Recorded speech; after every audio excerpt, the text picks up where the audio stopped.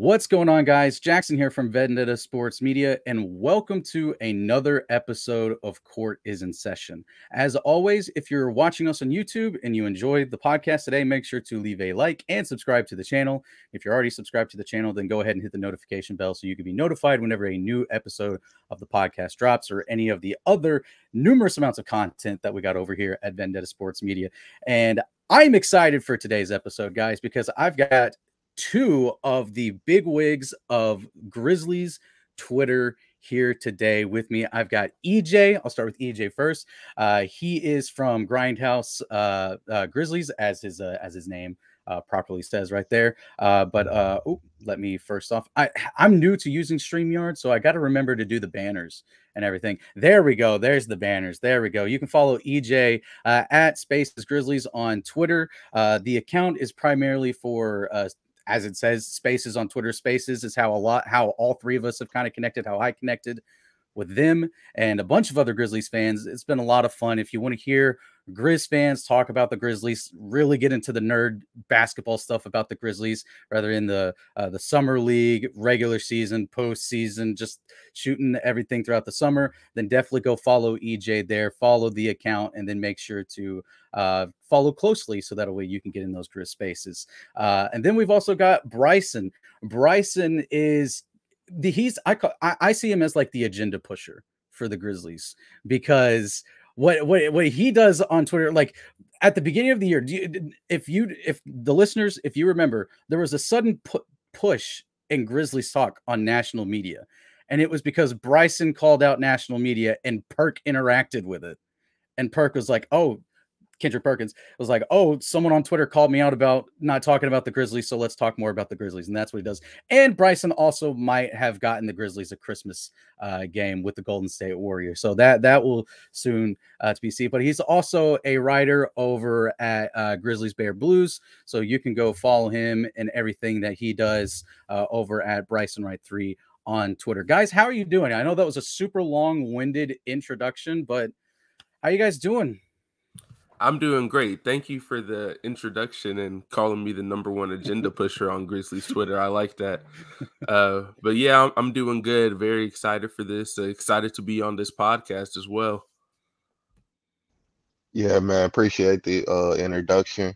Haven't chopped it up with you in a while, Jackson, but it's great to be on your podcast, man, and thank you for selecting us to be up here today, man. Yeah, no, when I first started the podcast, because how everything went out, when going, the Grizzlies were already eliminated by the time the podcast was starting, and in fact, it was really towards the finals when the podcast was going to start. So I decided to wait until the off season started to officially start the podcast and do our first episode. And kind of my goal behind that was I wanted to bring in people from different fandoms. And I just wanted to talk about specifically about teams, learn more about them if they're not my team. Oops, as I hit my mic, I talk with my hands, and having this mic so close is just a recipe for disaster sometimes. I do it in numerous amounts of my videos. It's that and then a train. You might hear a train in the background. I live about 100 yards from a train. So if you do, that's my co-host, Pacific Union Railroad. So, just shout out to him, everything. But so what I wanted to do with this podcast is really bring together just basketball lovers of all different fandoms and to learn about different fandoms. So a couple weeks ago, had our first big guest on the show, Shea Media from Thunder Twitter, runs the spaces over there, is a big part of Thunder Twitter. Had so much fun bringing him on, learning more about OKC. Last week we had someone internally from Vendetta. His name's James. He's a big Michigan sports guy, big Detroit Pistons fan. Love talking about the Pistons. Definitely a team that I'm going to have to be paying attention to this year. Very high on my list of non-Grizzlies teams to watch. If the Grizzlies aren't playing, Detroit's definitely going to be the team to watch. Shout out Jalen Duren, Memphis guy. Think he's going to do well up there in Detroit. But specifically, wanted to bring you guys on to talk about, obviously, the Grizzlies. We had Summer League that just wrapped up. We got our first look at the rookies, as well as the growth of, or potential, looking at how Zaire Williams and Santi Aldama, two rookies from previous year that wanted to have kind of extended role potentially with the Grizzlies moving into 2022 and 2023. So I just wanted to get your guys' initial thoughts. EJ, I'll lead off with you here. What's something that stuck out from Summer League to you? Yeah, just the progression of Zaire Williams, man. I mean, I didn't think that he looked that great as a like a point forward, like trying to get the orchestrate the offense as a playmaker too much, but he did make some very precise passes and everything like that. But I just think he did a fine job of ball handling into getting his shot, like getting into spots on the floor, getting comfortable, getting the spots on the floor where he's comfortable and getting shots off and everything like that. So I think Zaire did a wonderful job in that role. Hopefully he'll see somewhat of an increase like Bane. Of course, I don't want to expect him to have the full success Bane had, but to be able to be put in that situation, I think improves Zaire. Being able to find out Santi's comfort zone early on in the summer league when he was struggling a little bit. You know, they were asking him to do a little bit of uncomfortable things, which is expected in summer league. You want to ask guys to showcase some things that they're not very comfortable with. But once they found his role, kind of playing inside then out, playing through the post a little bit more and things like that, he felt more comfortable. So I think they just kind of found the coaches and him found that comfort zone for him to be able to progress in the league. So I hope that carries over to the next season. Tillman was out there. It's good that Tillman went to the coaches and wanted to be out there and everything like that. As far as the way he played, he played all right. Tillman's just going to be Tillman no matter what environment you put him in. So I don't think he hurt or helped his case much, but it's good to see him out there and trying to be that leader at least.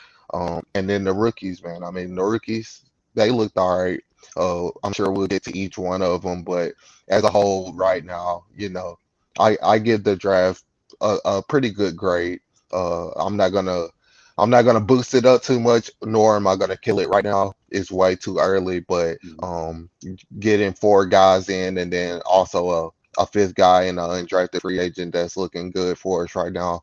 I feel pretty comfortable at the summer league. Bryson? Yeah. EJ, I agree with you on that. When I came into summer league, the number one thing I wanted to see was give Zaire the ball in situations where he's not going to be comfortable, kind of like as the point guard a lot. And obviously he had some turnovers and there were a couple times where he struggled. But I think all in all, it was definitely a successful experiment. I liked what I saw from him in that role. Obviously, he's not really going to be in that role a lot this season going forward. And if he is in that role, that means something has gone drastically wrong if he's having to play point guard consistently. But I like what I saw. I liked what he saw as a playmaker. I think he proved that he can kind of be a secondary ball handler next to either Ja or Tyus Jones if he has to be out there.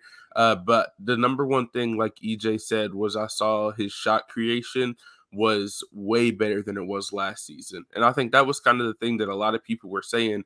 If you look back at him when he was like in high school, he was really big on getting to those mid-range jumpers and dribbling into three-pointers. And last year, as a rookie, he was more kind of a catch-and-shoot guy. So it was really interesting to see that. Santi Aldama really did impress me after that first game where he had I think that was probably the worst summer league performance out of anybody on the Grizzlies team, in my opinion, just because when you expect him to be kind of like a second-year player, you expect him to kind of be dominant. And then I think he was like 2 for 7, didn't really rebound well, was getting killed on the defensive end. And then for him to come back after that game and come out with a 20-10 game and then a 31-9 game, I think that was really impressive. And he did all the things that you kind of expect from him. And then in that 31-point game, you kind of saw the outside shooting a little bit more too, which is the one thing that I feel like we hadn't really seen from Santi Aldama, even in his time during the regular season. He kind of struggled on the outside, mostly was focused on rebounding, putbacks, and stuff like that. But I did really like to see what I saw from him in general. Tillman, yeah, like EJ said, Tillman is going to be Tillman. He got out there, he had some rebounds, he ran the pick and roll, he hit some floaters, he had some putbacks. He didn't do anything that was really different than what I've seen him do in the regular season. But at the end of the day, I think he played fine. And then, yeah, the rookies, I was really excited from what I saw from all the rookies, especially Kenneth Lofton Jr. and David Roddy. Those are the two that I was the most impressed with coming out of Summer League. But yeah, I'm really excited for what's going to be happening this upcoming regular season. And I think Zach Kleiman did a great job on who he drafted. You got to meet Kleiman. You were in Vegas watching and covering the Summer League. What was it like meeting Kleiman? Did you get, was it like a long interaction, or was it just like the, hey, what's up? Let's take a picture and move on?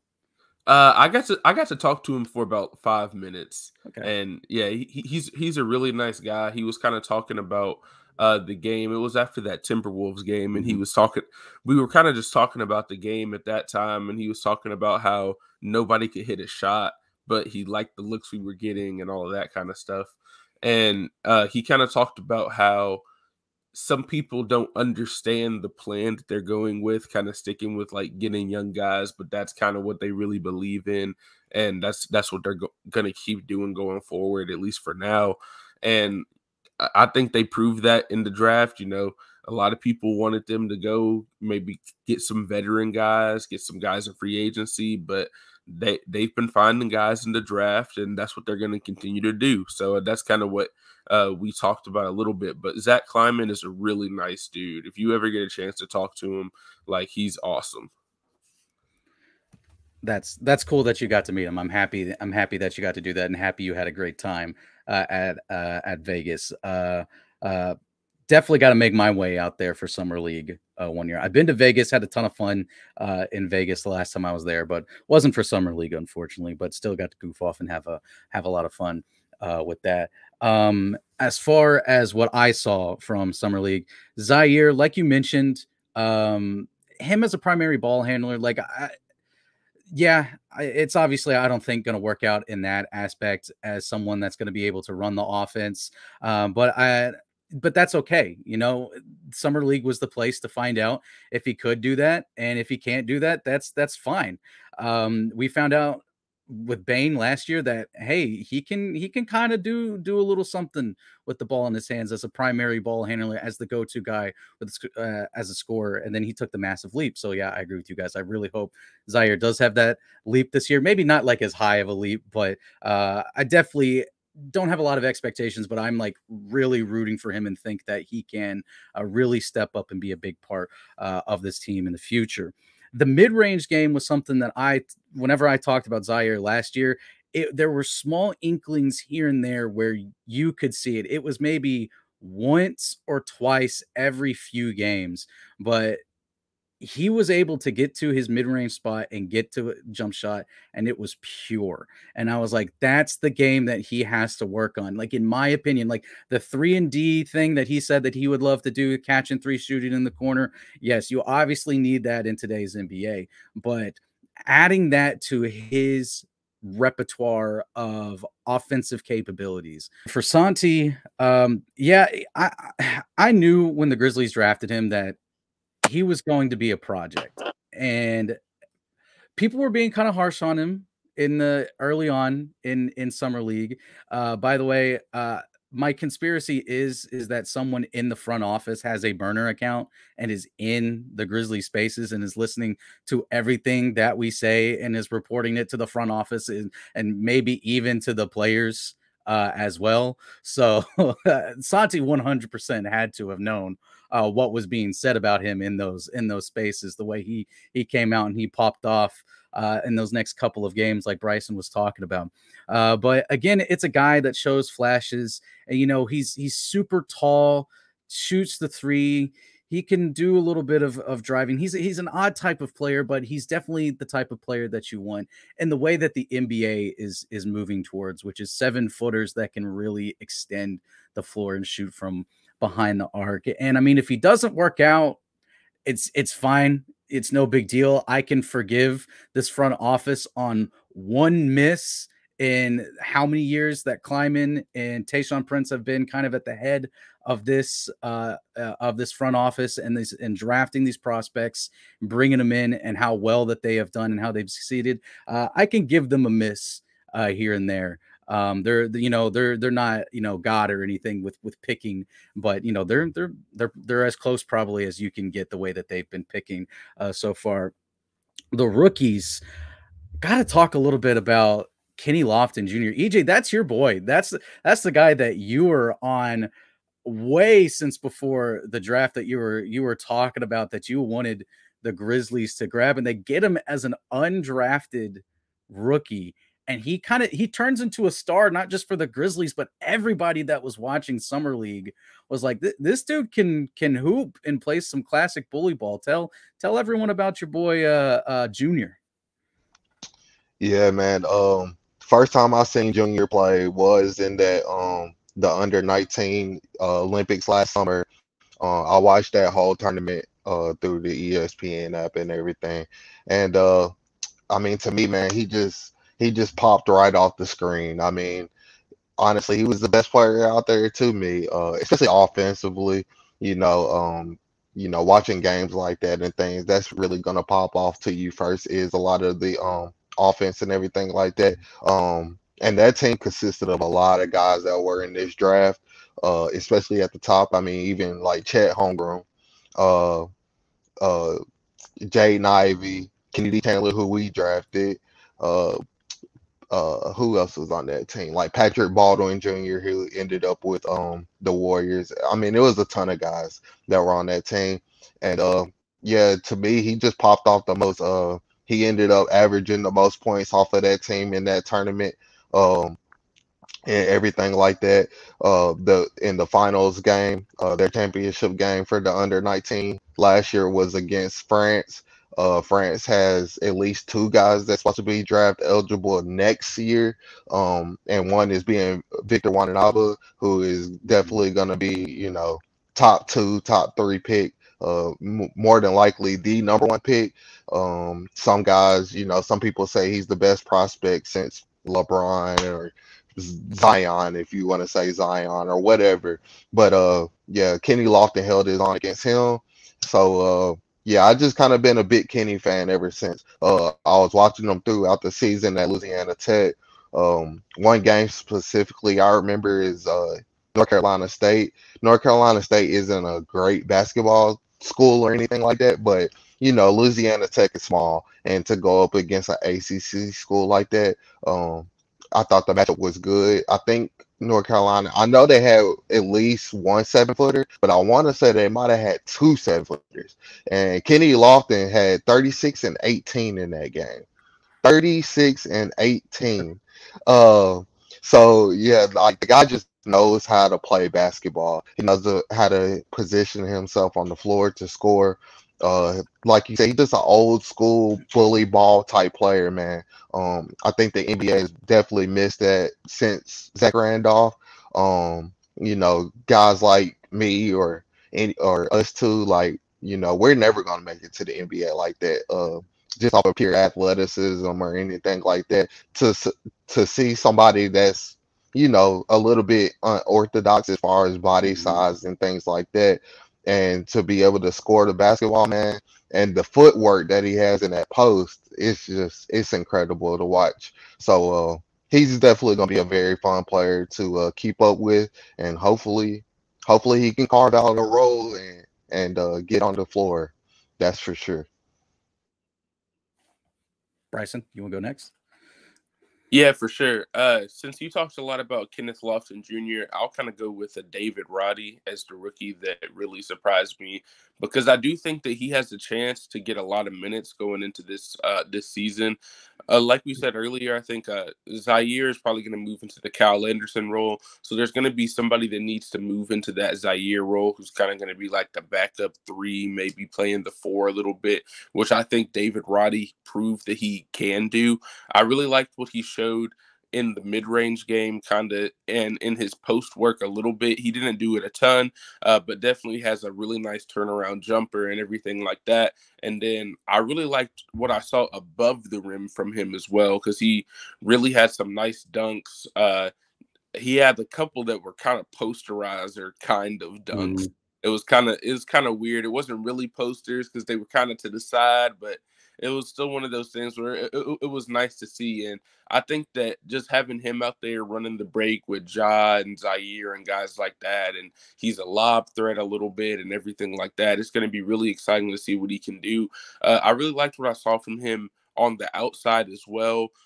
His efficiency from out there wasn't great, but I think it kind of got messed up because he started slow. The first couple games, he didn't really shoot the ball well. And then, like, the last 3 Summer League games, he really came into his own. He had like a 20-point game and a 15 and an 18-point game. And he was really just, he looked way better. I feel like he got more comfortable in a role, as in if he's not the number one option like he was in college. And I think that was a big thing that I was looking for, to see how can he affect the game if he doesn't have the ball in his hands all the time. Because when he was at Colorado State, a lot of the offense was give the ball to David Roddy because he was by far the best player on that team. But in the Summer League, he kind of showed that even if they're trying to feed somebody like Zaire or trying to feed Santi, he can still go out there and affect the game and score in the spots that he needs to score in. And I think that was really exciting to see. Really excited by what I saw from him. And I think he's one of the guys who's going to be getting a lot of minutes this season. Yeah, I think you both touched on it. I know EJ mentioned this earlier, but there was something from every single rookie prospect that we had out there that got me excited, to where I'm like, okay, maybe this draft class that we've got coming in could be pretty solid. I know Laravia had a lot has quite a bit of hype. His stroke early on looked really good, and I know he was dealing with a bit of an injury, so he didn't play towards the end. And there were some games that he played where he just looked, kind of bad. But Laravia is a prospect I'm definitely interested in, because his shooting stroke is pure, and it looks beautiful. It looks like it's going to go in every time he shoots the ball, because his mechanics are just on point, what you want from a spot up 3-point shooter. But and with Roddy and everyone kind of getting more comfortable, and I know the big thing was shooting. Grizzlies needed shooting. That was kind of a weakness that they had. Um, who would have thought the Grizzlies and 3-point shooting a weakness? That's never been the case in the history of the Grizzlies. But I think you saw more going on. You saw guys getting more comfortable, and I think that's just them getting more accustomed to the speed of the G League, because they're coming into the NBA and they're trying to find basically their space, their role, what they're going to do, and even playing against dudes that are G Leaguers, or kind of fringe NBA players, guys that are primarily on the bench, even young guys. They've been at the NBA level before, and there's a lot of solid players in the NBA. Like the Warriors were running out Moody, Kuminga, and Wiseman, guys that have. Kuminga was getting minutes in the finals, and he's in summer league. It's almost kind of unfair, actually, to have someone that's getting minutes in the finals running out there in summer league. But it's all part of his development and what the Warriors have for him. But those are the type of players that they're going up against. They're going up against guys that know the speed of the NBA, and they're trying to get to that point. And so I think they, like someone like Roddy, I think finally started to find his footing. And even Santi Aldama had to do a little bit of catching up, because like you guys talked about, was having to do some uncomfortable things, but it's because it's all about development. It really didn't matter if the Grizzlies won or lost these summer league games. It's all about development. It's all about getting more comfortable doing these things, so when the regular season comes, they've been in these situations. They know what to do. They know how they're going to perform, and they can be comfortable and confident in themselves when their number is called on. And just look at Zaire last year. He did not look comfortable in the first 10 or so games of the season, gets calmed down, and then he's getting significant playing time, valuable playing time when the playoffs go around. You're talking about a 2 seed that is playing a rookie who really didn't get to show what he had in college because of COVID, never playing a home game, had to step away for a while because he had a lot of family tragedies that were going on. And then the growth from him, I'm excited to see what he does. And I think that the rookies that we have, I'm excited to see what they do and how they are used this season. And Bryson, you kind of touched on it a little bit, and we'll kind of transition into this. But how do you guys see the rookies fitting in with the established core of the Grizzlies? So when we get to the regular season and it's time to roll out, Ja, DB, Jaren, whenever he finally gets healthy, we'll talk more about that later. But just the established players on the Grizzlies, we know these players are obviously going to get minutes and everything, but who takes those final 1 or 2 rotational spots from this rookie class to kind of be plugged in for maybe 5 to 10 minutes, depending on the situation, foul trouble, more injuries, back-to-backs, or, the 4 games in 5-6 days, West Coast travel. Who do you think kind of steps up early? Which, Bryson, I think you might have given me your answer a minute ago, but you can go ahead and keep going on that. And do you think that any of the other rookies might be able to kind of butt in and take some time, or do you think that one rookie is going to just kind of run away with it and be an established rotational player by the time the playoffs roll around? Yeah, so I definitely think David Roddy is going to be getting a good amount of minutes, and probably Jake LaRavia. Those are the 2 that I think are probably going to get the most minutes out of everybody. Obviously, those were the 2 first-round picks as well. I think those were the guys that the Grizzlies were the highest on. I think both of them could fit in pretty well, especially LaRavia, just with his outside shooting, like you said. Last season shooting was a problem, and then obviously losing DeAnthony Melton, which was one of the better 3-point shooters that they had in the trade, to end up getting David Roddy. So I think they're expecting LaRavia and Roddy both to kind of help with 3-point shooting, and we'll see if they can be really good catch and shoot guys off of Ja driving kicks and stuff like that, which I think is really going to be where LaRavia is going to be able to shine, because he's going to probably get a lot of open looks if he's out there playing with Ja. I'll let EJ take Kenny Lofton Jr. again if he wants to talk about it a little bit more, just because I know that's his guy. But I do think he's going to get a shot to make the rotation, especially earlier in the season when Jaren is going to be injured. I think he's definitely going to get a shot, and I think that if they throw him in the rotation, I think he can definitely succeed as well. Yeah, man. I agree that Roddy and LaRavia probably they'll be the ones to get the early minutes. Even with Jake, he kind of struggled a little bit, but that environment, the summer league environment, it's kind of like pickup basketball in a way. And I think LaRavia is more, not just to say a system player, but he's more basketball IQ system type, kind of guy. And I think Ja and Tyus and Bane and all those guys being out there will open up shots for him. He's just not a guy that's gonna take you off the dribble, kind of like we use Zaire in the summer league and trying to find his shot. Like, that's just not his game like that. I think he'll be more spot up, catch and shoot, and then he's actually really good at distributing. Like, I think he's a really good passer and everything like that. So he might be used in a Kyle Anderson role as far as playmaking goes in a way, but I don't really see him fulfilling the Kyle role defensively right away or anything like that. But yeah, I do see him getting the early minutes. I mean, the front office drafting him first, at pick 19, trading up for him and everything like that. So he's definitely going to get the opportunity unless he goes into training camp kind of looking lost in a way. But they'll give him his shots on the floor throughout the season. I definitely see Roddy playing early. I think Roddy will be the most effective early. Early on, like you said, in the summer league, he kind of struggled in a way, and I was questioning would he be able to kind of find a role or whatever. But I can see it. Like, I can see it now. I think he'll be able to buy into a role. Like Bryson said, at Colorado State, he was the man. So just trying to channeling the man into a role player. I think he'll be able to do that.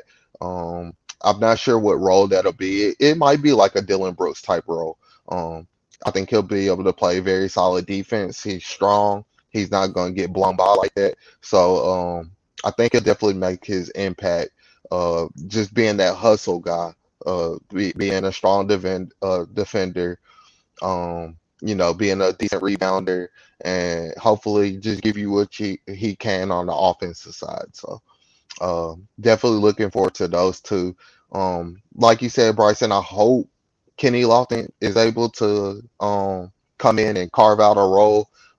As big as I am on this guy, and as much as I like to hype him up, I try to peel it back as much as I can on the guy and be realistic about it. I mean, he is a little undersized.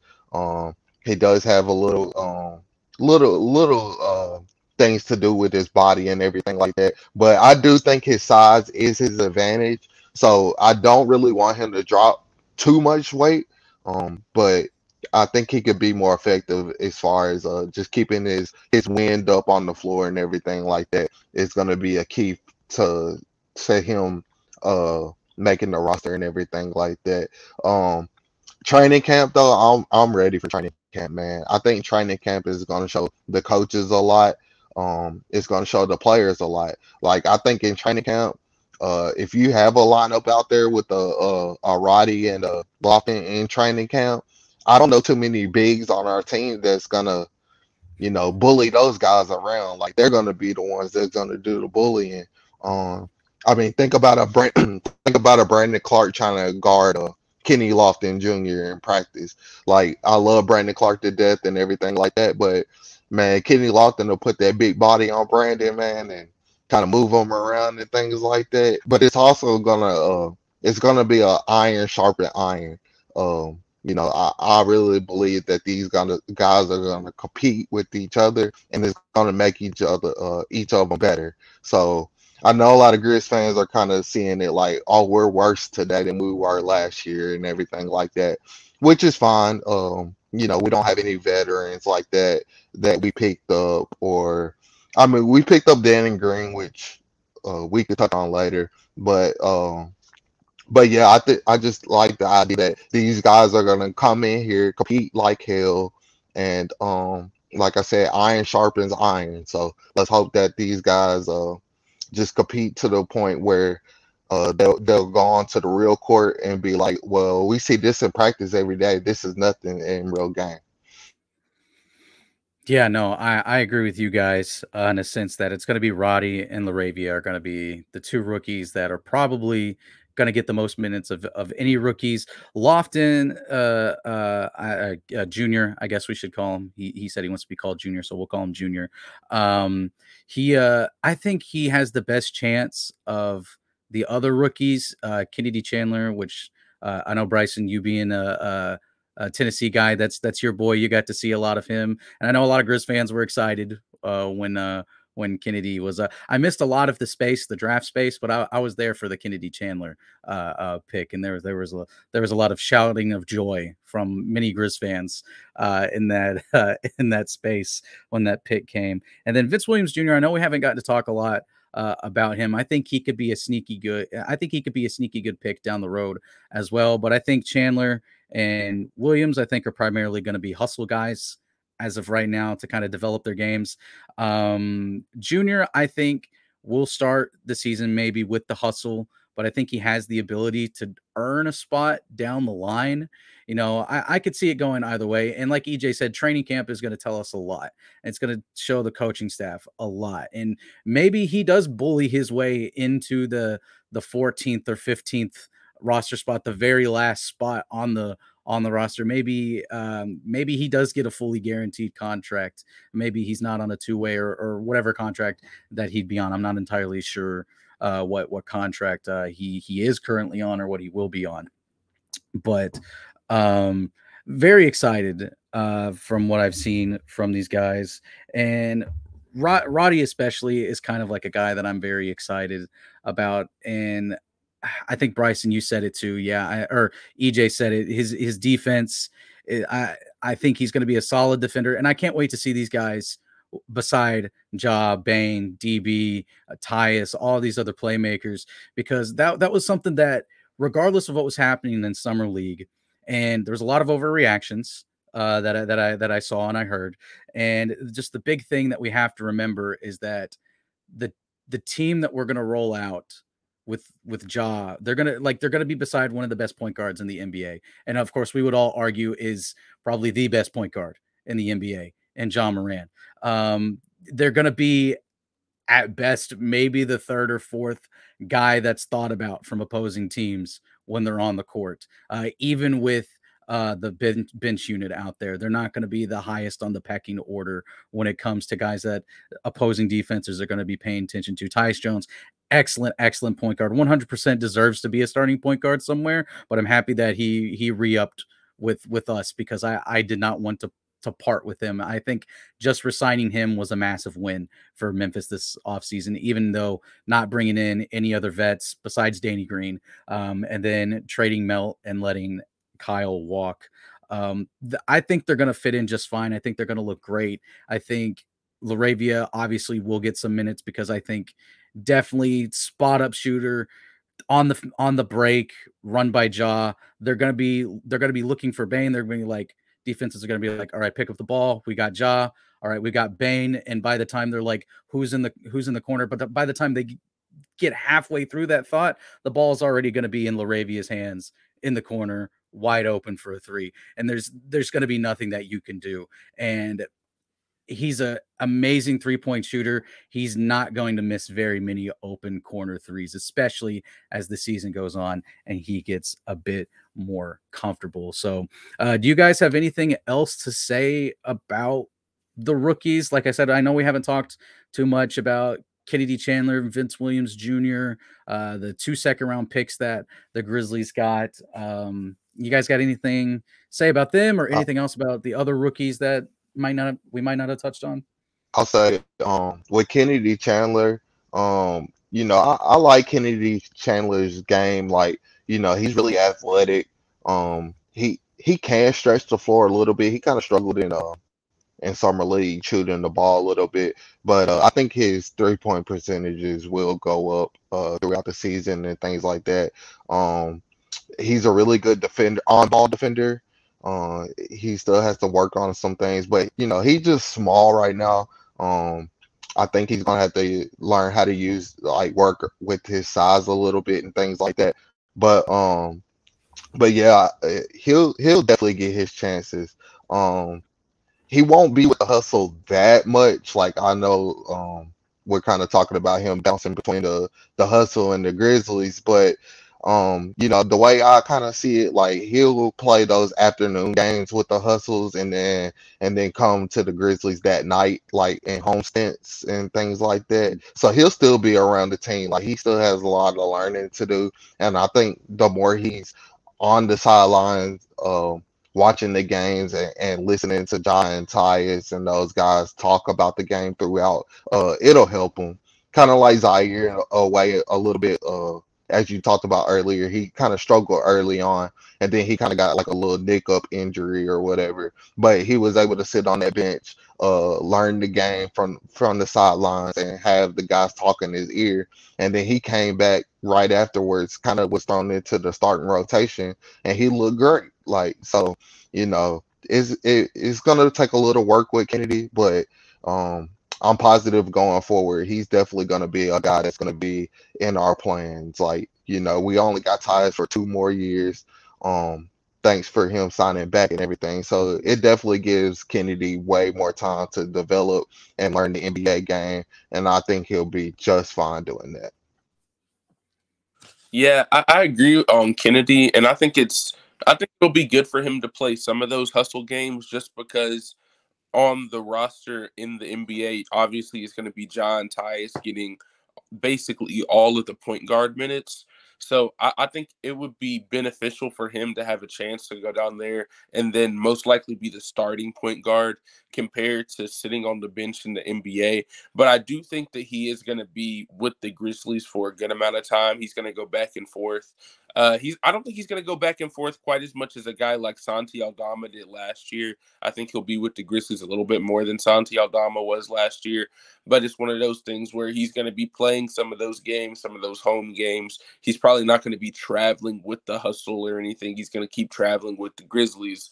But when he's in town and the Hustle are in town, they'll probably send him down there to play. And I think that is going to be good for him.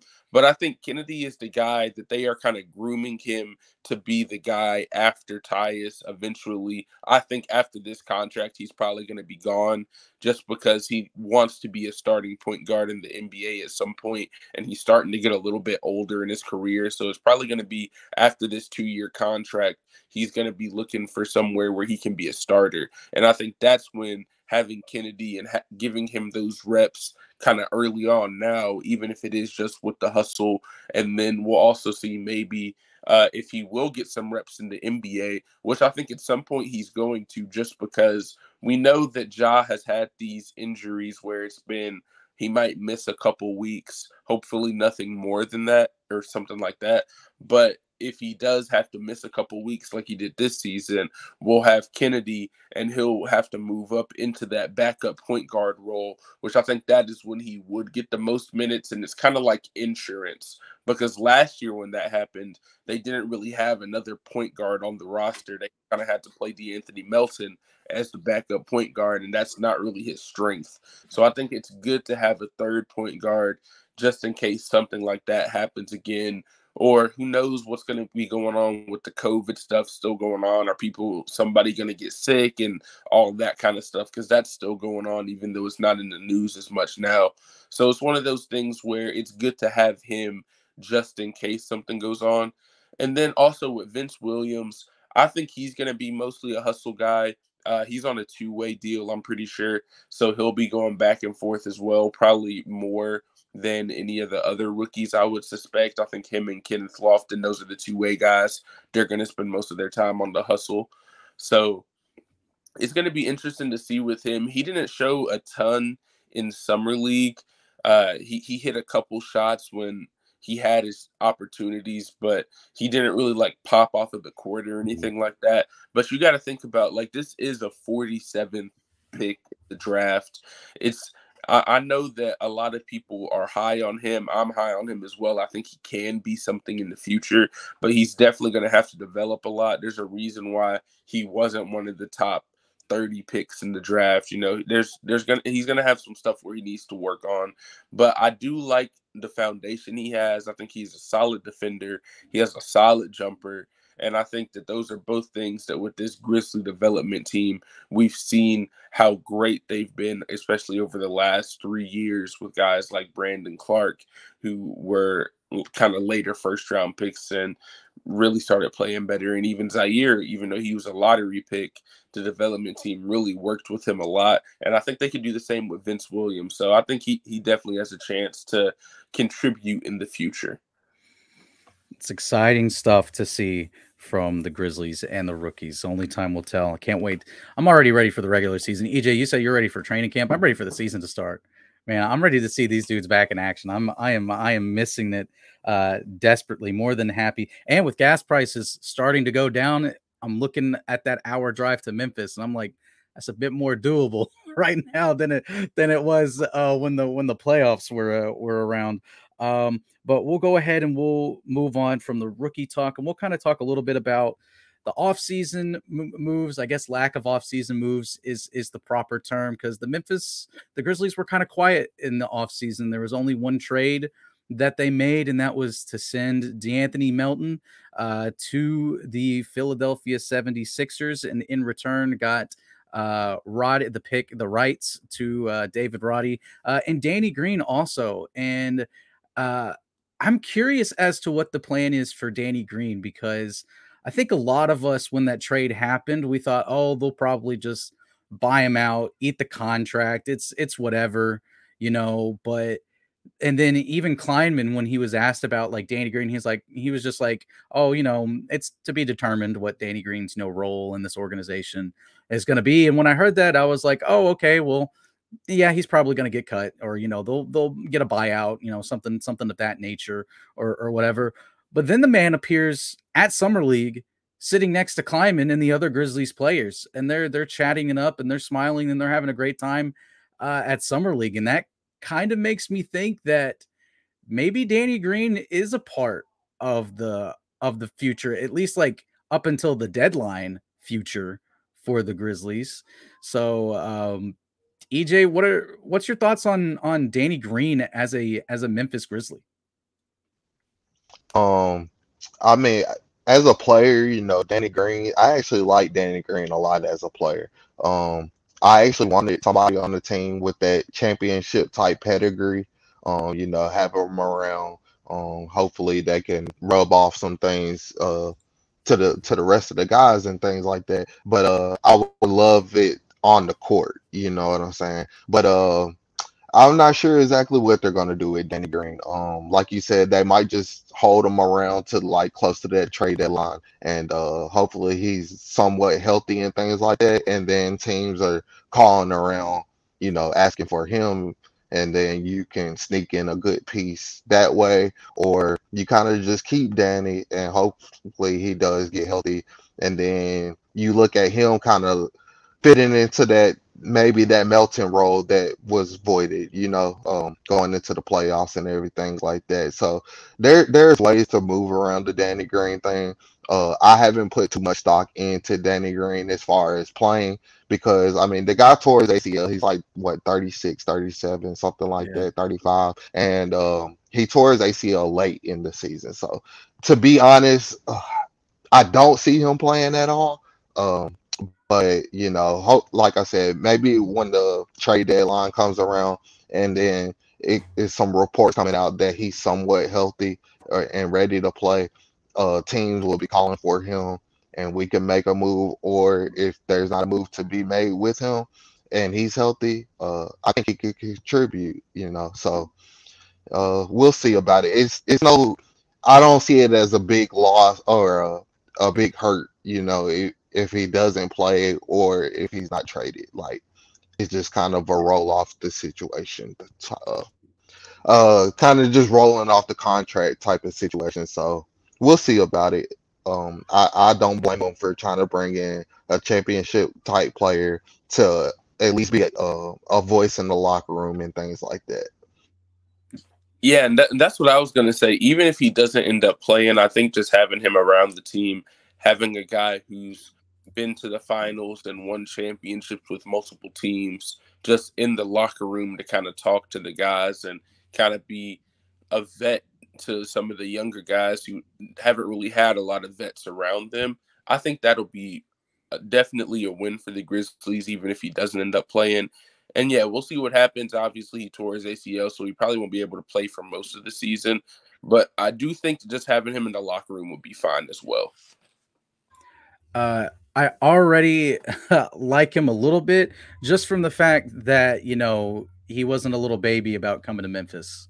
You know, even if he doesn't play and he is moved at the deadline, you know, it's not an Iggy situation here. He's at least showing some respect to the organization and the players and what's being built here. So I can show a little bit of respect that even if the plan isn't for him to play, or if he's just not healthy to play and the plan is to try to move him around the trade deadline, because there's going to be a competitor that gets desperate. There's going to be a fringe team that really wants to make that push to win now, and so they'll be a bit desperate, and then that's where Kleiman swoops in and does his magic and gets a little something in return. But definitely something interesting to pay attention moving forward to. But kind of like you said, EJ, I haven't put too much into him playing. If he plays, great. If he does play, the Grizzlies will be trending a lot more on Twitter than what they normally are, just because the whole joke with anytime Danny Green plays, like he's instantly trending for whatever reason. But definitely something interesting to see. If he doesn't play, it's whatever. I think the move was more about Roddy than it was Danny Green. If Danny Green is able to play and he helps the Grizzlies compete, then hey, that's just icing on the cake.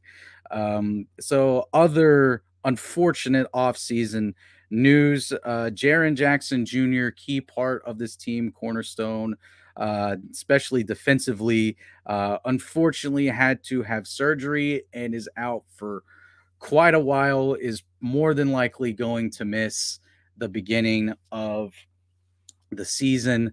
Uh, Bryson, I just want to know your initial thoughts on this injury and how it affects at least the start of the season for Memphis. Probably, I think the reports are he'd probably be back, like early December, like December 1st, I think I saw someone say. So that's about almost 2 months, a month and a half worth of basketball of the regular season that he'll miss. So what do you think the Grizzlies strategy is going to be for that first little bit without him, and how do you see it kind of affecting the overall aspect of the Grizzlies competing next season?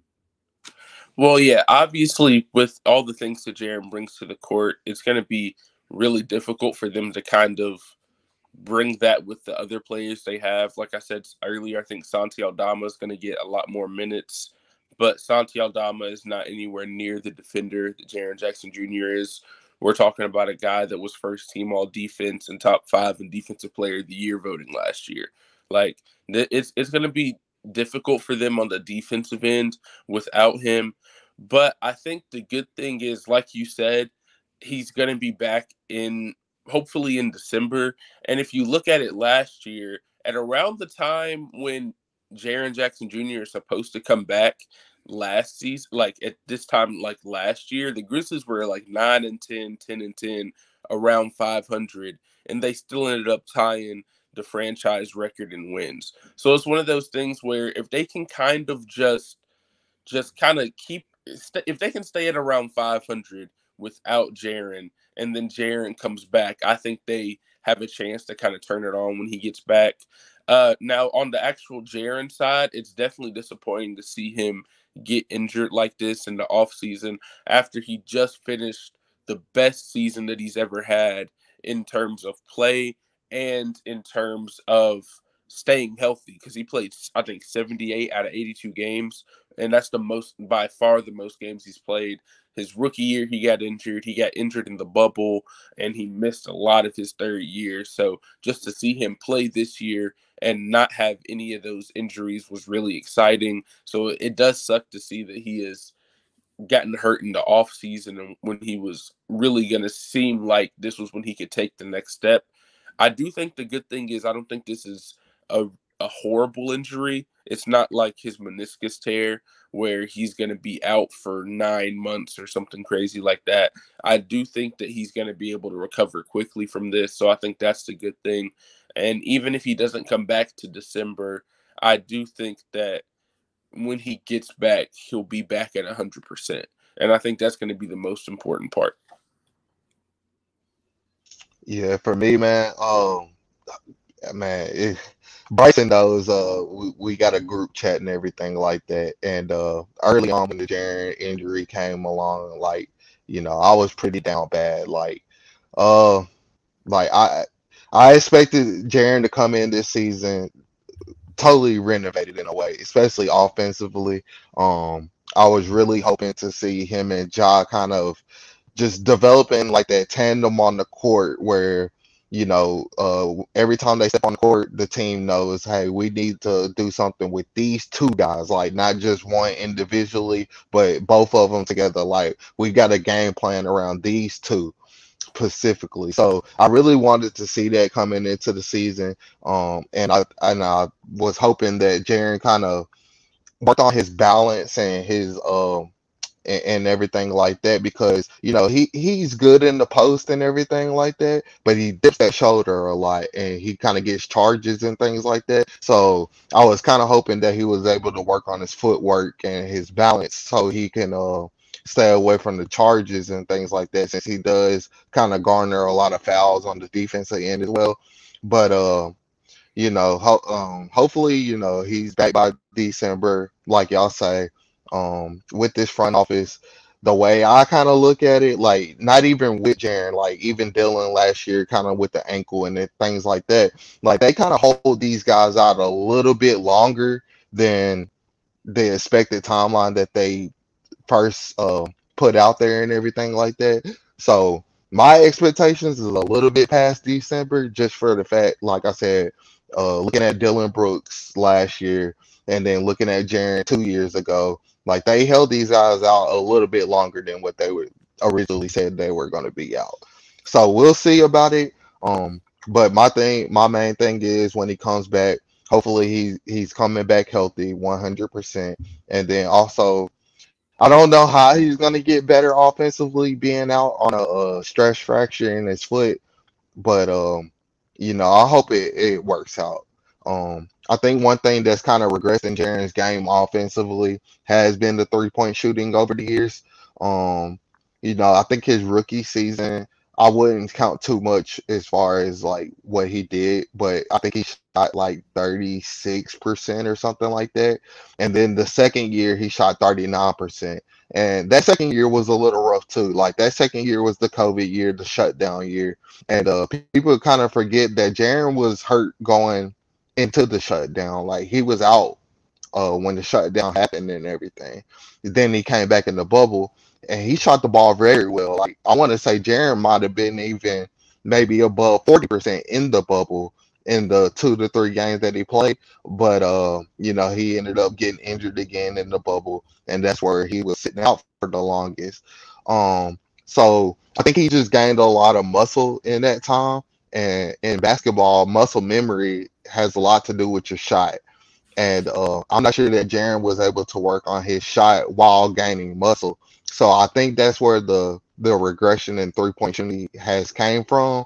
But hopefully he can get all that together as he continues to grow and everything like that. And then when he gets back, man, he's definitely going to make a huge difference.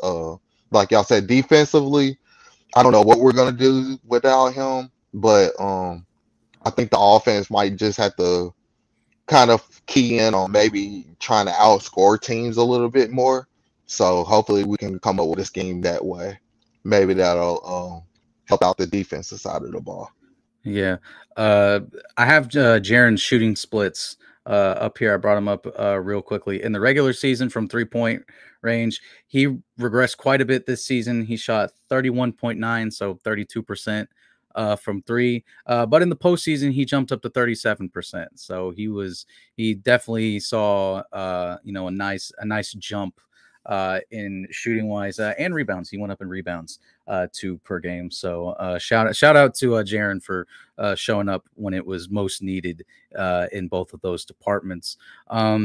And I guess this could kind of transition us more towards the back half of the podcast, which is about our expectations for the Grizzlies this upcoming season. And EJ, I think you mentioned it earlier. Like a lot of people are saying that this team is worse, that they're going to regress. I've even seen some people outside of the Grizzlies fandom and Grizzlies media talking about teams that would probably regress, that the Grizzlies overachieved this past season and they're going to kind of come back down to earth this season. If that happens, I don't think it's because the roster is worse. And I would disagree with people when they say, oh, this roster is 100% worse, like 100% worse than the team that lost to the Warriors in the playoffs. I don't necessarily think that's the case. I think if Ja stays healthy and he makes that layup in game 1 that we've seen him make 100 times over, we could be talking about a different story. We may not be talking about, I'm not saying the Grizzlies are champions, but we may not be talking about the Warriors winning another championship like they did this season. But if there is any step back, I think it's all going to kind of depend on Jaren's injury, how long he's out, and the lack of that defensive impact that he has. Because an underrated part, which, I mean, if you follow the Steven Adams fan page, you see it everywhere on Twitter, but the impact that Jaren's defense with Steven Adams out there, it's scary for other teams to try to drive into the paint when Jaren's out there. Because when Jaren keeps his fouling under control, which he does when Steven Adams is out there, then he is a top 5 defensive player in the league. He's rightfully up there and deserving of votes for defensive player of the year. And just instantly, that's going to be something that is desperately missed from the Grizzlies for however long he's out. Hopefully the timetable is correct and it's early December, but if they push it past to late December, maybe even early January until he comes back, I think that could be the time where the Grizzlies kind of not struggle in a sense where they're like a fringe playoff team. But I think it could definitely be something where the defense is struggling a little bit. Maybe they lose a couple of games that they probably should have won because their offense was performing really well that night, but the defense was atrocious because they had no interior defense, athletic interior defense, to scare away cutters and drivers like what Jaren will do. But I think that's the point to me, is that depending on Jaren's injury is going to be how this team finishes. Is it going to be a, like a top 4 finish in the West or a bottom 4 finish in the West? It's all kind of hinging on when Jaren comes back, because I know what I'm getting from Ja.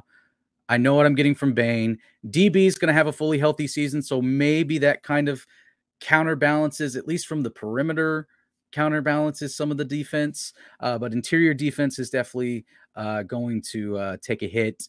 I like Steven Adams, but he's not putting his entire forearm above the rim and slapping balls back into the bleachers. So, but I think that would kind of be the spot. And I still expect the Grizzlies to finish probably middle of the pack this year. Like, I think with a healthy Clippers team and oh man, who else was it that I was thinking of?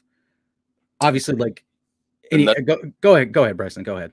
Yeah, it's like I would say the Nuggets are going to be healthy again. That's what I was thinking of. Yeah. The Nuggets and the Clippers rounding out kind of that top spot with maybe Golden State and I guess Phoenix still. Yeah, still Phoenix. Well, this is what I'll say is I don't even think that getting the 2 seed again is something that the Grizzlies should be worried about. Yeah. I think as long as they're not in the play-in, once they get into a 7-game series, I think that they'll have a chance against whoever they play, as long as they're fully healthy at the end of the season. So I think that's going to be the number one thing that I'm looking forward to. As long as they are a top 6 seed, whether they are the 6th seed, as long as they're still in a spot to where they don't have to play in the play-in game and can avoid all of that mess, I think they'll be in a good spot. Because even, obviously, you want to have home court, but they had home court last year and lost home court in game 1 in both playoff series. Mm-hmm. So it's one of those things where I don't think that home court is necessarily the most important thing for this team. Even if they do end up going on the road, they're honestly, sometimes they've seemed like a better road team than our home team. Like, I think we kind of saw that last year, especially in that Timberwolves series where they played their best games, it felt like, in Minnesota. So it's one of those things where the Desmond Bain Center, as it's now yeah, called. Desmond, of course. But it's one of those things where even if they are the 5 or 6 seed or the 4 seed, and after the first round they don't get another round where they have home court advantage, I don't think that's gonna hurt them that much, just because of the way they play and the kind of the mindset of like Ja and the rest of the team. So I would expect them to be anywhere from like 3 to 6. That's what I'm expecting. I don't think they're going to be the 1 or 2 seed, just because it's going to be hard for them at the beginning of the season without Jaren. But I don't think that has any. I don't think it's going to affect them in the playoffs, as long as they're fully healthy when the playoffs start. I think that's going to be the most important thing. Yeah, man. You brought up a great point about Dillon too, Jackson. People kind of not looking at Dillon in a way, but he's definitely going to help defensively, like you said, especially on the perimeter. And then if you have a Dillon and Zaire lineup, you can actually not even worry about the dribble penetration as much. With those two on the court, I think those two are definitely going to be very good. Now, some people think that, you might want to play Dillon at the 4 to kind of replace Jaren at the beginning of the season, and then Zaire start at that 3 position and kind of go in small ball, which is fine. Like, if you look around the league, there's not like a lot of huge power forwards. I mean, you kind of got Karl Anthony Towns, who's going to be a power forward now, and Dillon did a pretty good job on Karl Anthony Towns in the playoffs. Not that he guarded him the whole game or anything, but just in the spots that he did, I think that really helped us out to kind of pull that series out. And then, I mean, you got like Zion Williamson and then Giannis, guys like that. Like, Dylan's definitely going to struggle maybe a little bit against those type guys, but that's what 3 names in the whole league that's kind of just way bigger than Dylan Brooks and probably could abuse him inside. But I wouldn't mind kind of going small in a way. So we'll see how that works out, and it's gonna depend on how we play going into or until Jaren comes back. So expectations early on. I mean, it's just hold water, man. Try to don't fall too far. Don't drop below 500, even if you do. Like make it the 9 and 10 type like we were last year and things like that. But like Bryson said too, man, it's just about going into the playoffs healthy, looking the best that you possibly can going into the playoffs, and just avoiding that play-in game, man. Like that's all my expectations is. I love going game by game. Like I'm not really big on predictions, so I'm not gonna say we're gonna be a 2 seed or a 1 seed or a 5 seed, anything like that. But hopefully we can get in that top 6, avoid the play-in. That's the way I kind of just look at it. I even looked at it that way coming into last year. We lost Valanciunas the year before, trading him away, and everybody thought, we was gonna go from a play-in team to possibly not even making the playoffs. So, a lot of people think we take a step back every off season, but somebody either steps up that we didn't expect to step up, or the coaches find out a way or carve out a way to make everything work out. And that's credit to Taylor Jenkins and why he was, runner up for Coach of the Year last year. So hopefully he can kind of do the same thing this year, and then hopefully he can actually win Coach of the Year, because if we end up with 56 wins again or more and he doesn't get Coach of the Year, then they need to take it away from Monty Williams last year as well, because that's the way I was told that it's probably going to roll down. So yeah, if he improves this year, yeah, go ahead and hand that man Coach of the Year as soon as we hit that 56 win mark. Yeah. And my son, by the way, brought me some Cheerios. My 2-year-old son decided to drop in and say hello and bring me some Cheerios. So thank you for the in podcast son or snack son. I greatly appreciate that. But no, I think you guys both hit the nail on the head. Really, what I'm looking forward to this season now with Jaren being out is just to stay healthy and to get in that groove. It's all about getting hot at the right time. And when Jaren comes back, if we're looking at February, March, making a good run, they're winning lots of games. They're playing Grizz basketball. They're doing what they're supposed to do, beating the teams that they're supposed to be, competing with the teams that are presumably better than what the Grizzlies are. Then I'm going to be happy rolling into the playoffs, and I'm going to be confident. And obviously, matchup is everything in the playoffs. And I think that even if there is a slide to start the season, I think the Grizzlies can get that 4th or 5th seed. And I would like to have home court, because it's fun going to the game 1 and game 2s to help, as a fan, to try to help set the tone for the team. If the people that don't understand what the Grindhouse is like during playoff time, there's literally nothing like it, especially when Whoop That Trick is going. Which, speaking of Whoop That Trick, David Roddy doing the Whoop That Trick chant at Summer League. These rookies, man, they're already fitting in perfectly. Laravia loves to trash talk. He's already been doing a little bit of it on Twitter, back in the Grizzlies, and then doing Whoop That Trick chants in Vegas. I think just personality wise, I think the Grizzlies nailed the draft. But my expectations are just, let's just make the playoffs, and let's go from there and see what happens and enjoy it, because we are seeing blossoming stars right before our eyes, and they're on our team.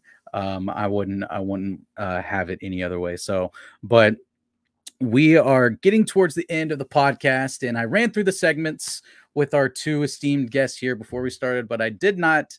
I hinted at this final segment, but I did not tell them exactly what it is. So, EJ and Bryson, this will be our final segment. for the podcast, which again, thank you guys so much for joining. I promise I won't take too much more of your time, but this final segment, I like to call it Taking the Stand. And usually I try to keep like with the court theme. You know, you've got the basketball, you've got the court of law. It's just like all a big pun and everything. I explain it to everyone that comes on. So I try to have a court themed bit here basically.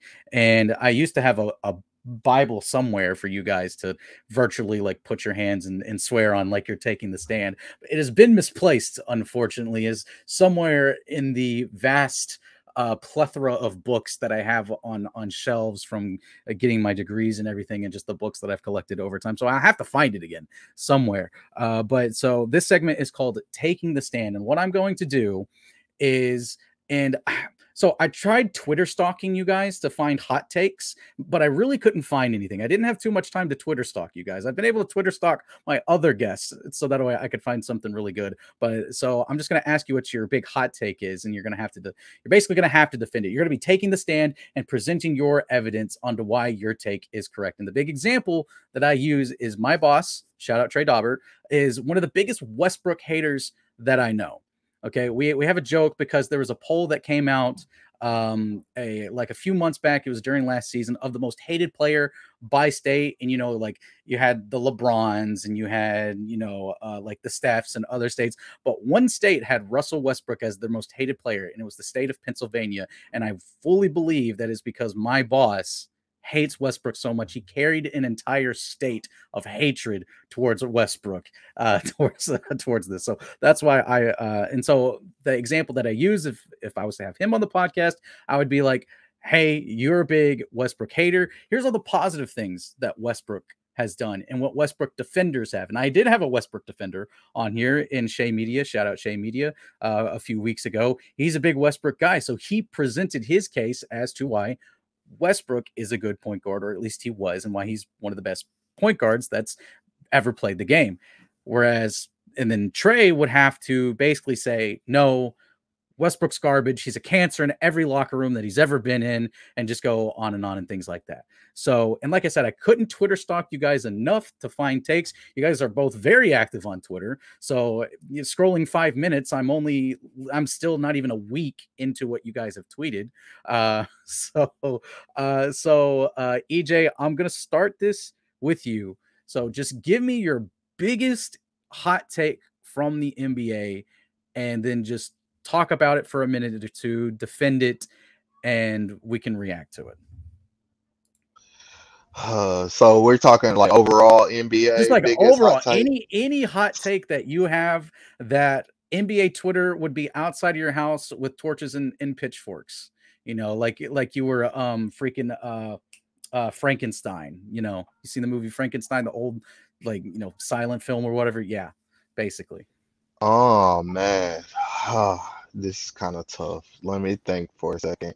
I love that Westbrook take by your boss though. Like, I don't think he sucks, but you know, the guy's been kind of overrated to me in his career. But he's definitely a first ballot Hall of Famer though. I'm not gonna knock him on that. You might not like him anymore when I say this, because he says he can't be a John Morant guy, because when John Morant was going through the draft process, he said Westbrook was his favorite player. So he said he's out on John Morant. So you may not like him anymore. I'm gonna give my biggest hot take, and it's gonna be about our Grizzlies and another team in a way, and it's not to start any beef or anything, but you know, I honestly think that we'll end up with a better record than the Phoenix Suns this year.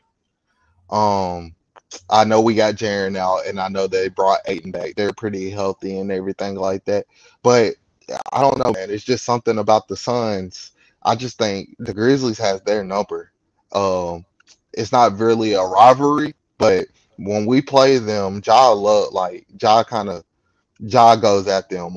You know, if you remember last year's game, one of the games that we played Phoenix, he hit the game winner and everything like that. So I don't know. I've always kind of looked at Phoenix kind of like, I mean, I get it. They're a good team and everything, but I just never fully believed in them. So I'm going to just say that the Grizzlies will end up with a better record than the Phoenix Suns. I mean, the Grizzlies rolled out their C team and still beat the Suns by like 20 plus points. Was that the game where Aldama had the reverse slam? Dunk, yes. Yes, Yeah, sir. yeah, that's That game was amazing. that was Well, great. EJ, I didn't know you were going to go with the Suns take. So I wouldn't call myself a Chris Paul hater, but like Chris Paul is one of the players that I've always been like, I feel like not like I respect his game, right? I respect the 15 points and 10 assists every year, right? But like the fact that he was getting like MVP, he was in the MVP conversation last year for putting up 15 points per game. No way. Like and I think that Chris Paul is a little bit overrated. Like when they put him as one of the top 5 point guards of all time, I'm like, I don't know if I can really get behind that. Just because every time in the playoffs in a big game, I feel like he comes up with some like strange injury where he can like halfway play, or he's blown the most 2-0 leads in the history of the NBA. I think he's blown 5 2-0 leads in his career. And it's just one of those things where I'm with you that he's a great game manager and he's going to be a Hall of Famer, but I just don't see him as one of the best point guards in the NBA anymore. And I think that this year, I don't even know if I would put him as I don't even know if he's not a top 5 point guard anymore. He might be top 10 still, but like, I just don't see him as that guy. And I think a lot of people kind of do. And I mean, if you go back to even last year, you can't, like, if you're supposed to be one of the 5 greatest point guards ever, you cannot lose by 40 in a game 7 at home. Like, I don't even care about the rest of the team, whatever. You cannot do that. So Chris Paul is one of the guys where I wouldn't say I have like your boss's Westbrook level hate for him or anything. I still respect him as a player. I still think he's going to be a Hall of Famer and all that. I just think that he does get a little bit overrated. Yeah, and shout out the first time today on the podcast making their appearance, Pacific Union Railroad, ladies and gentlemen, my faithful co-hosts, finally coming in here at the end. Man, so for Phoenix, yeah, I mean, I kind of have had the hot take that they're kind of frauds. I feel like they're fraudulent competitors.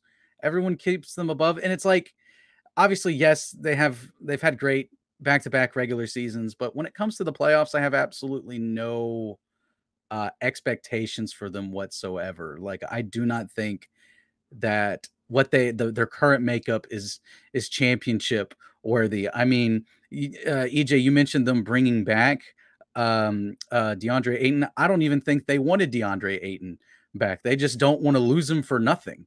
Is the thing. So they sign him, and then what is it, like the after January 12th it is, they can trade him without his consent to anyone wherever.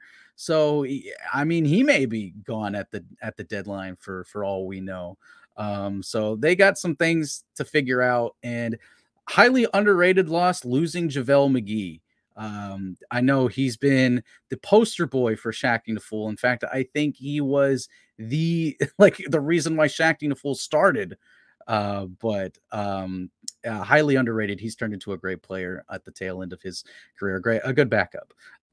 So, and I don't know. I don't know. Also, Book breaking up with was it Kendall or Kylie that he was with? Is that going to have an effect on him? I don't keep up with the Kardashians, so I really actually, it might help him because it seems like the Kardashians kind of curse people. It seemed like in the past, so maybe it'll actually help him get better. We'll see. I guess. Would you say Tristan Thompson is cursed though, with the Kardashians? Man, Tristan Thompson just doing his own thing, man. He's just doing his own thing. I say something on Twitter the other day, and it was like, when's the last time Tristan Thompson was in the news for basketball? Like, I can't think of the last time. Like, maybe when he was with the Cavs, or when he first, like, he signed with the Bulls, I think, and that was kind of a thing. Mm-hmm. But like, I feel like he's never in the news for basketball anymore. He's always in the news because he's with some girl, or, oh, look, Tristan Thompson's cheating again. Like that's like an every week story at this point. It's kind of crazy. I will say this though, I am rooting, as long as it's not a Grizzly, I am rooting for Kendall Jenner to go date another NBA player, because then I can go back to a post that I did when she started dating Devin Booker, and it was taking her boyfriends and see if they could win a championship. And she's got, listen, they made it to the Eastern Conference Finals. I put them on the Knicks because the Knicks were just, it was like 2K18, or I think it was like 2K19 or 2K20, and the Knicks were just absolute garbage. So I put them all on the Knicks. And I mean, like, yeah, the end of the bench was like Chandler Parsons, so that's how like far back we're going here. But I mean, she had like Ben Simmons, Blake Griffin still wasn't that bad, Devin Booker. She had a solid 7-man rotation team, and they made it all the way to the Eastern Conference Finals, Game 6 in the Eastern Conference Finals. So they were close. So she's one player away from winning the championship. And if she picks the right player, she by herself could have a championship winning roster. If you put all the Kardashians together, I think you definitely do have a championship roster, at least of players in their prime, because I know one of them dated James Harden back when James Harden was doing his thing in Houston. But she by herself almost has a championship roster. So I am again rooting for, I don't know, maybe she dates the dude that's coming out of France, I don't know. You know, who knows who she gets with next. But if it's another solid NBA player, she has a championship roster on her hands, and it's going to be the greatest, just the dumbest NBA thing that I've ever seen in my life. But anyway, Bryson, EJ, again, guys, thank you so much for joining, man. I've enjoyed this so much, getting to talk to you guys. I haven't got to talk to you guys in like this type of setting before, just like one-on-one casual talking Grizzlies. So I had a lot of fun, and we'll do this again in June after the championship parade. So we'll just go ahead and bookmark that. So be prepared for the championship podcast, everybody. But again, make sure to go follow EJ over at Grizzly Spaces. Him and Bryson both, I know, run that account. I think EJ, I know you primarily run it, but Bryson started the spaces way back last season. I remember being in some of those spaces early on when it's like it was 3, 4, 5 people at max, and there was no order to it whatsoever. And then by the end of the season, when it was all said and done, I think the last one had like almost 300 people in the space talking Grizzlies. So just an excellent story, and the growth of Grizz fandom. It's connected a lot of Grizz fans. I'm hoping to see more Grizz fans at the Grindhouse this season.